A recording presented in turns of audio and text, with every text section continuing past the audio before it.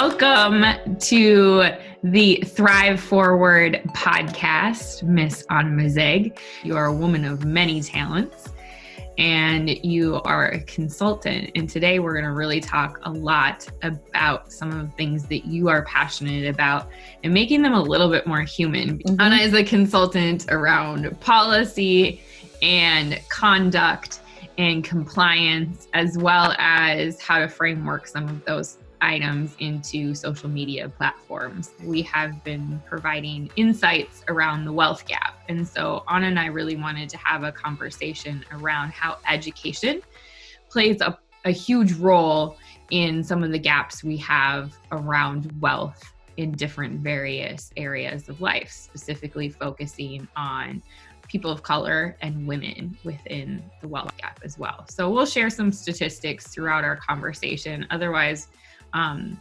you get to see a completely different side of my best friend. I get to see the goofy side, and maybe you'll see a little bit of that come out in our conversation as well.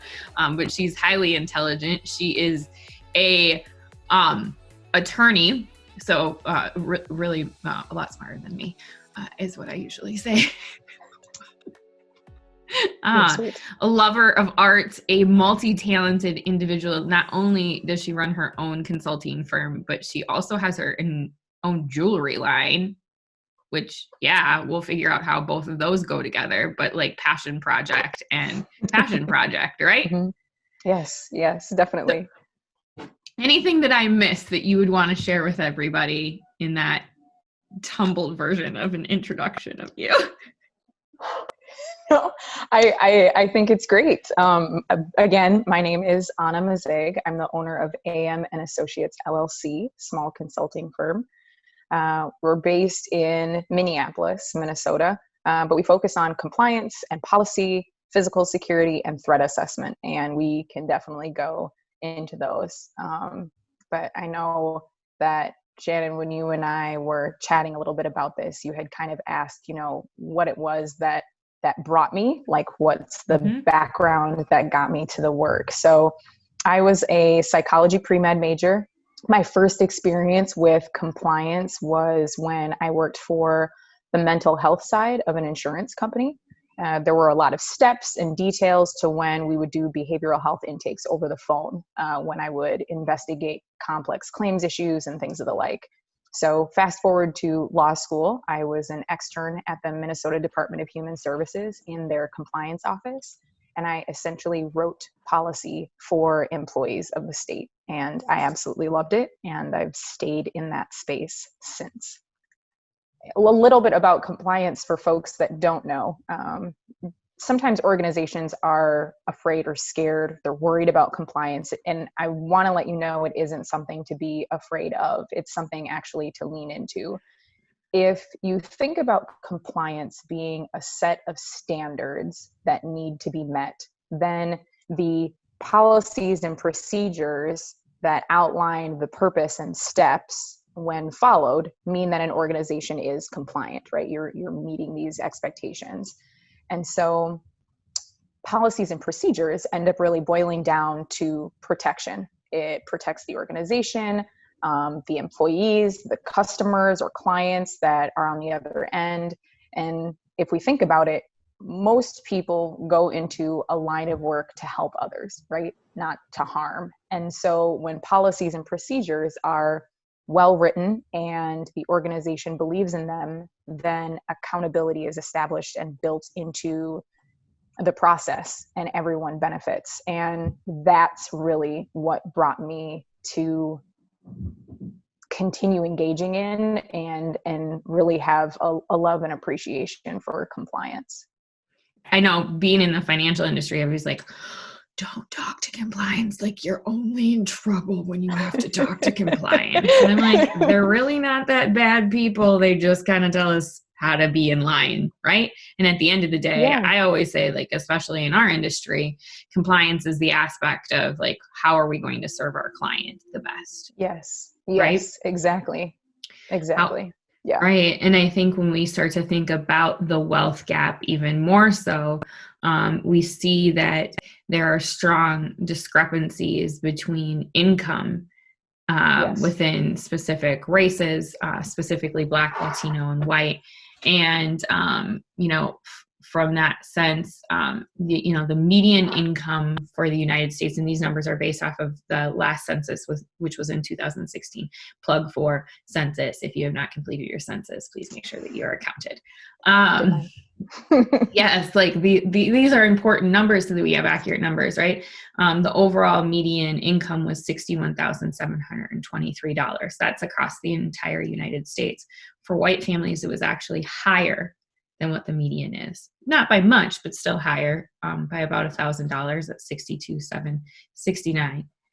Now then it drops for Latino and Black families. Latino families, the median income. So median, again, being the number that is exactly in the middle, not the average, right?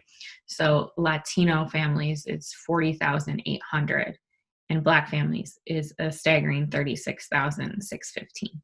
So if you're being raised in an aspect where income is already not at a place where you have tools and resources, or your parents are working multiple jobs and don't have the ability to explain certain things to you, because they're just trying to make ends meet in order to have a roof over your head and food on your plate, they don't have the ability to do some of those other things, right? And then we think about, how does that carry forward?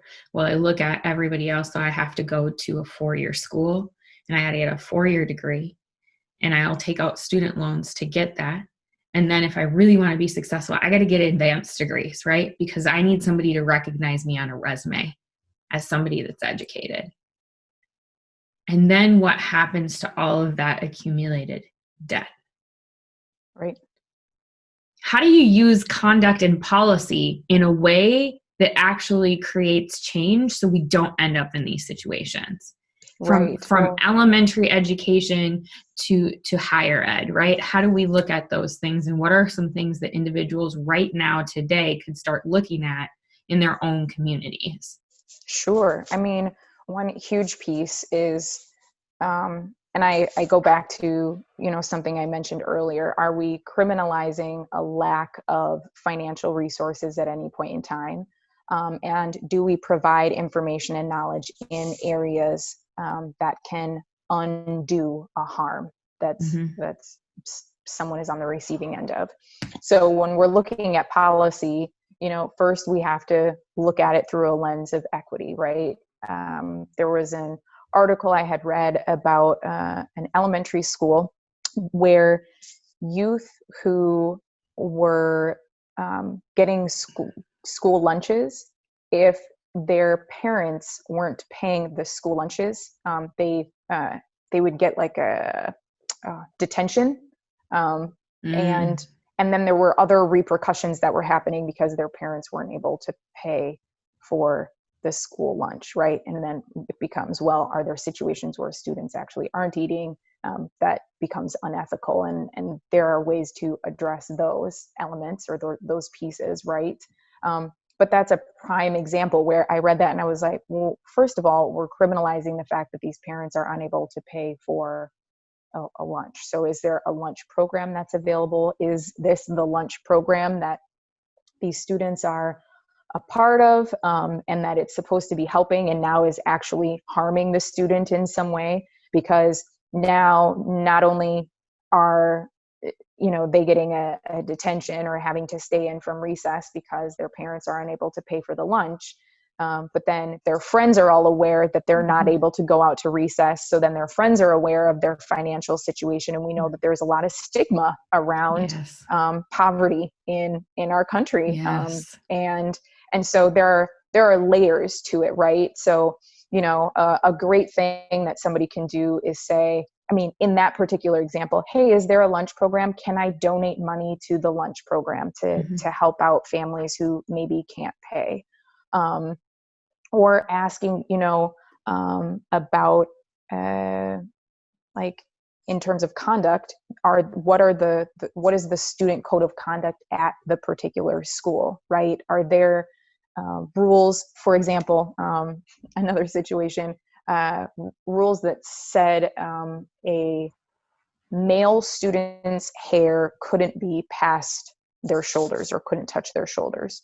Well, one boy had dreads, and so it was like his option was to cut his dreads or no longer attend the school that he had grown up in. The question becomes, is the standard that we're trying to refer things back to or bring things back to a standard of whiteness, or is it simply a standard that needs to be met, right? I can appreciate a school being worried about hair that is quote, quote, unkept, right? But then we have to ask different types of questions, right? Like, well, why is it that a student may have unkept hair? Yep. Is it because they weren't able to get to a shower because their water was turned off? Is it because their family don't have funds to be able to purchase shampoo and conditioner? Did their brush break because who knows, whatever reason unfolded? I was a guardian ad litem at one point in time, and there was a family that was living out of their car. And it's not okay for folks to be living out of cars for various reasons. Like, it's one thing to, for those people who have like Instagram lives and they live out of a bus and get that's to a travel. totally different situation. Like that's right, a chosen life, right? Right. And yeah, and here in Minnesota, if you've got a youth who's living in a car in the dead of winter, they're dealing with potentially -20 temperatures at night, and they're trying to stay warm, and then they're supposed to come to school and be focused on their schoolwork. It's problematic at best.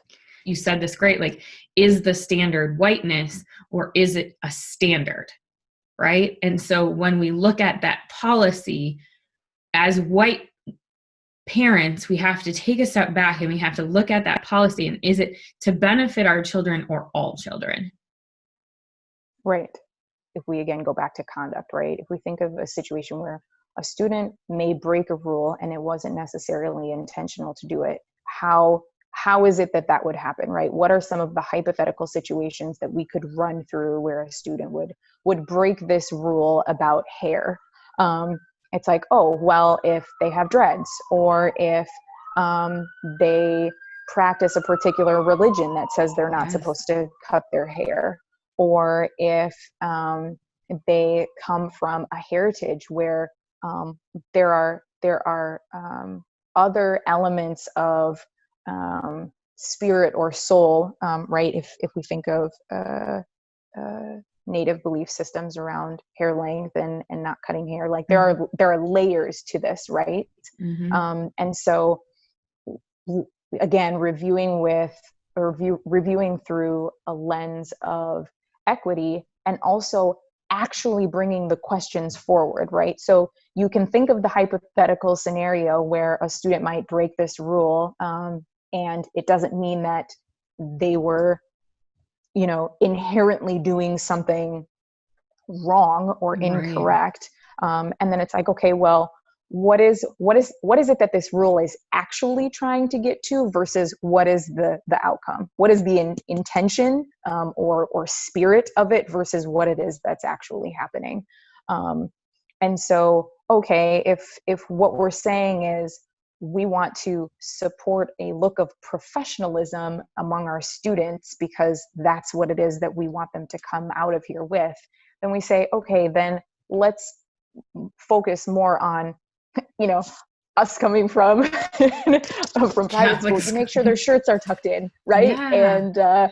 And they have access, or there's a teacher that has a pile of extra shirts for kids. I read, I can't remember if I read or listened to, probably listened to, because I am a podcast junkie, and there was an individual principal who was talking about how he set up a barber shop in his principal office because there were kids in his school who didn't have haircuts and didn't have the ability to have their parents or the funds to go get it. And so their hair didn't follow the dress code. So he set up a barber shop. And what that did was not only provide empowerment for those kids having a fresh haircut, like, you know, when you leave the salon, You got that line up. I don't need any more Instagram filters. I'm like bad mama jamma. That's what dry shampoo is doing for me today. But what it did, and he said, was like, it wasn't just the haircut for the kids feeling confident. It was the relationships that he built with some of those kids. Because some of those kids also ended up having behavioral issues because of the way they were treated, because their hair wasn't cut to a certain standard within the student handbook, right? He was able to now have conversations with these young men in his office about what they were struggling with or what they could do. And he looked like them. So they opened up to him even more, right? Like that representation part of it matters so much in our elements school around culture, right? Like the barbershop is known as a space to have banter and have honest conversation and be able to open up. It's not like people go for their haircut quick and leave. Like there's a whole culture there, and really understanding that. Similarly, you know, I would say then let's also review that policy, right? Because if the principal has to make a barbershop in their office to respond to a rule, then are there elements of the rule that are inherently problematic, right? And are there other ways that we can be supporting our students generally that would be beneficial, right? So one of my clients has a food pantry that they run out of the school. And so once a week, students sign up for times, they get groceries and can get some personal hygiene products as well. And having something like that at a school makes a huge difference, because now your school isn't only a place that you learn, but they support your ability to learn, right? To focus on your education by removing the barriers, the stress, the frustration about putting food on the table, being able to wash your hair, or, you know, for women, feminine hygiene products can be really expensive. And so there are plenty of students who are like, I need these, I can't afford them. It's like, oh, because today you had to decide whether or not to eat or to get pads and tampons or what have you. Like that's, again, problematic, right? So like, let's just eliminate some of these issues and provide the support. Yeah. Oh, I feel like we could talk about these topics, and we do, in other formats besides the podcast, but I think that these are great elements. And is there anything else specific that you would leave individuals with when it comes to conduct policy and making action steps in their communities right now? Sure. So first, asking your school or the school's dean of students, like, what are the rules? What's the student handbook or student code of conduct? What rules are students being asked to follow?